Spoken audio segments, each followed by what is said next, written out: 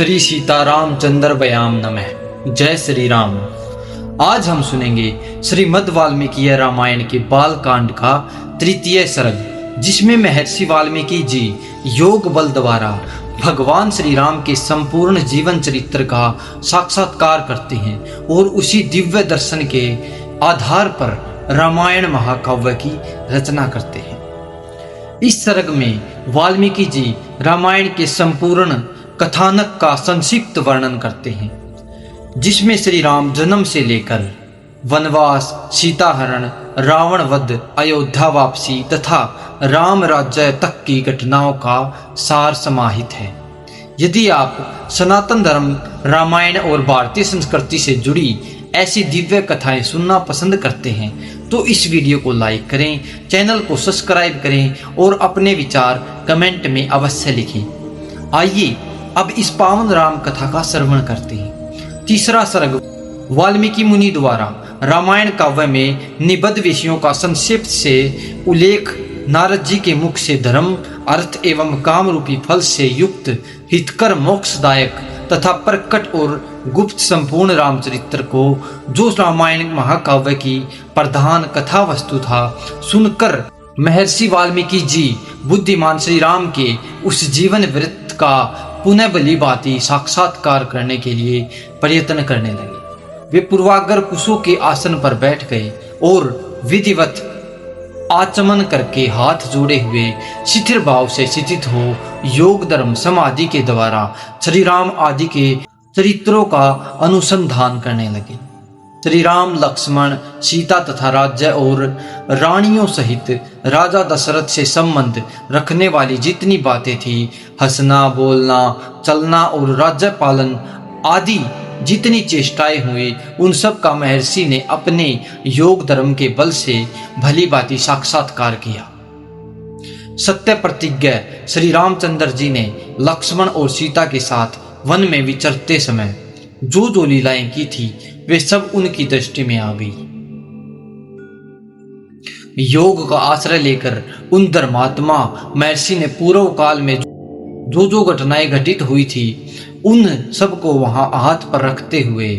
आंवले की तरह प्रत्यक्ष देखा। सबके मन को प्रिय लगने वाले भगवान श्री राम के संपूर्ण चरित्रों का योग, धर्म, समाधि के द्वारा यथार्थ रूप से निरीक्षण करके महाबुद्धिमान महर्षि वाल्मीकि ने उन सबको महाकाव्य का रूप देने की चेष्टा की।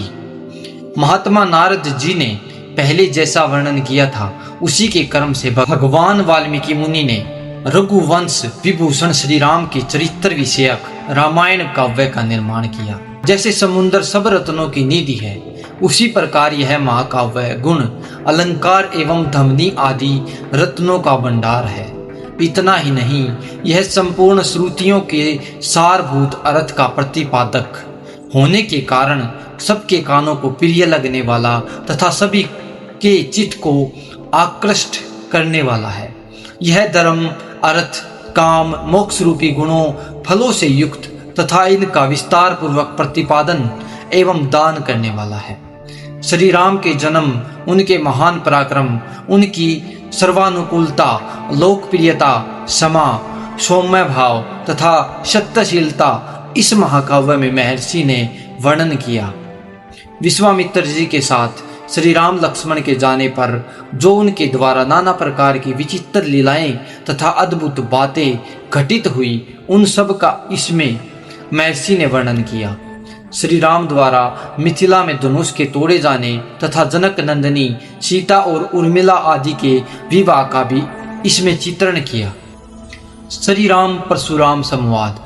दशरथ नंदन श्री राम के गुण, उनके अभिषेक, कैकेयी की दुष्टता, श्री राम के राज्याभिषेक में विघ्न, उनके वनवास, राजा दशरथ के शोक विलाप और परलोक गमन, प्रजाओं के विषाद तथा जाने वाली प्रजाओं को मार्ग में छोड़ने, निषाद राज गुह के साथ बात करने तथा सूत सुमंत को अयोध्या लौटाने आदि का भी इसमें उल्लेख किया है। श्री राम आदि का गंगा के पार जाना,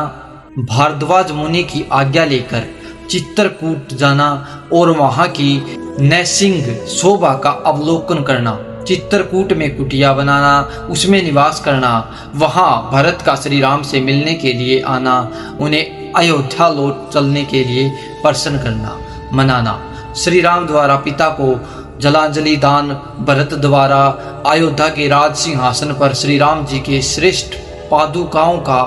अभिषेक एवं स्थापन, नंदीग्राम में भरत जी का निवास, श्री राम का दंडकारण्य में गमन, उनके द्वारा विराट का वध, सर्वभंग मुनि का दर्शन, सुतीक्ष्ण के साथ समागम, अनसुईया के साथ सीता देवी की कुछ काल तक स्थिति, उनके द्वारा सीता को अंगराग समर्पण, श्री राम आदि के द्वारा अगस्त का दर्शन, उनके दिए हुए वैष्णव धनुष का ग्रहण, शूर्पणखा का संवाद, श्री राम की आज्ञा से लक्ष्मण द्वारा उसका विरूपकरण, उसकी नाक और कान का छेदन, श्री राम द्वारा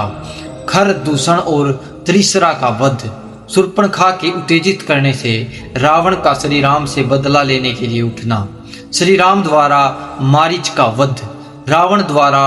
विदे नंदिनी सीता का हरण, सीता के लिए श्री रघुनाथ जी का विलाप, रावण द्वारा गिरिधराज जटायु का वध, श्री राम और लक्ष्मण की कबंध से भेंट, उनके द्वारा पंपा सरोवर का अवलोकन, श्री राम का सबरी से मिलना और उसके दिए हुए फल मूल को ग्रहण करना, श्री राम का सीता के लिए प्रलाप, पंपा सरोवर के निकट हनुमान जी से भेंट, श्री राम और लक्ष्मण का हनुमान जी के साथ ऋषिमुख पर्वत पर जाना, वहां सुग्रीव के साथ भेंट करना और उन्हें अपने बल का विश्वास दिलाना और उनसे मित्रता स्थापित करना, वाली और सुग्रीव का युद्ध, श्री राम द्वारा वाली का विनाश, सुग्रीव को राम राज्य समर्पण, अपने पति वाली के लिए तारा का विलाप, शरत काल में सीता की खोज कराने के लिए सुग्रीव की प्रतिज्ञा, श्री राम का बरसात के दिनों में माल्यवान पर्वत के प्रस्तरवन नामक शिखर पर निवास, रघुकुल सिंह श्री राम का सुग्रीव के प्रति क्रोध प्रदर्शन, सुग्रीव द्वारा सीता की खोज के लिए वानर सेना का संग्रह, सुग्रीव का संपूर्ण दिशाओं में वानरों को भेजना और उन्हें पृथ्वी के द्वीप, समुद्र आदि विभागों का परिचय देना, श्री राम का सीता के विश्वास के लिए हनुमान जी को अपनी अंगूठी देना, वानरों को ऋषबिल स्वयंप्रभा गुफा का दर्शन, उनका प्रायोपवेशन,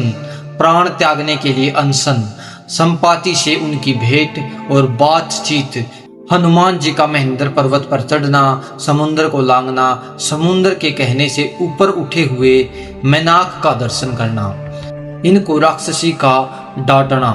हनुमान द्वारा छाया ग्राहिणी सिंहिका का दर्शन एवं निधन, लंका के आधारभूत पर्वत त्रिकुट का दर्शन, रात्रि के समय लंका में प्रवेश, अकेला होने के कारण अपने कर्तव्य का विचार करना, रावण के मद्यपान स्थान में जाना, उसके अंतःपुर की स्त्रियों को देखना, हनुमान जी का रावण को देखना, पुष्पक विमान का निरीक्षण करना, अशोक वाटिका में जाना और सीता जी के दर्शन करना, पहचान के लिए सीता जी को अंगूठी देना और उनसे बातचीत करना, राक्षसियों द्वारा सीता को डांट फटकार, त्रिजटा को श्री राम के लिए शुभ सूचक सौपन का दर्शन, सीता का हनुमान जी को चूड़ामणि प्रदान करना, हनुमान जी का अशोक वाटिका के वृक्षों को तोड़ना, राक्षसियों का भागना, रावण के सेवकों का हनुमान जी के द्वारा संहार, वायुनंदन हनुमान जी का बंदी होकर रावण की सभा में जाना, उनके द्वारा गर्जन और लंका का धा, फिर लौटती बार समुद्र को लांघना, वानरों का मधुवन में आकर मधुपान करना, हनुमान जी का श्री रामचंद्र जी को आश्वासन देना और सीता जी की दी हुई चूड़ामणि समर्पित करना, सेना सहित सुग्रीव के साथ श्री राम की लंका यात्रा के समय समुद्र से भेंट, नल का समुद्र पर सेतु बांधना, उसी सेतु के द्वारा वानर सेना का समुद्र के पार जाना, रात को वानरों को लंका पर चारों ओर से घेरा डालना, विभीषण के साथ श्री राम का मैत्री संबंध होना, विभीषण का श्री राम को रावण के वध का उपाय बताना, कुंभकर्ण का निधन, मेघनाद का वध, रावण का विनाश, सीता की प्राप्ति, शत्रु नगरी लंका में विभीषण का अभिषेक, श्री राम द्वारा पुष्पक विमान का अवलोकन, उसके द्वारा दल बल सहित उनका अयोध्या के लिए प्रस्थान, श्री राम का भारद्वाज मुनि से मिलना, वायुपुत्र हनुमान को दूत बनाकर भरत के पास भेजना तथा अयोध्या में आकर भरत से मिलना, श्री राम के राज्याभिषेक का उत्सव, फिर श्री राम का सारी वानर सेना को विदा करना, अपने राष्ट्र की प्रजा को प्रसन्न रखना तथा उनकी प्रसन्नता के लिए विदे नंदिनी सीता को वन में त्याग देना इत्यादि वृत्तांतों एवं इसी पर श्री राम का जो कुछ भविष्य चरित्र था उसको भी भगवान वाल्मीकि मुनि ने अपने उत्कृष्ट महाकाव्य में अंकित किया। इस प्रकार श्री वाल्मीकि निर्मित आर्ष रामायण आदि काव्य के बालकांड में तीसरा सर्ग पूरा हुआ। इस सर्ग में हमने जाना कि किस प्रकार महर्षि वाल्मीकि ने योग बल से भगवान श्री राम के संपूर्ण जीवन चरित्र का साक्षात करके विश्व विख्यात रामायण महाकाव्य की रचना की। यदि आपको यह पावन कथा पसंद आई हो तो इस वीडियो को लाइक करें, शेयर करें और चैनल को सब्सक्राइब करके सनातन धर्म की ऐसी दिव्य कथाओं से जुड़े रहें। कमेंट में जय श्री राम अवश्य लिखिए। जय श्री राम।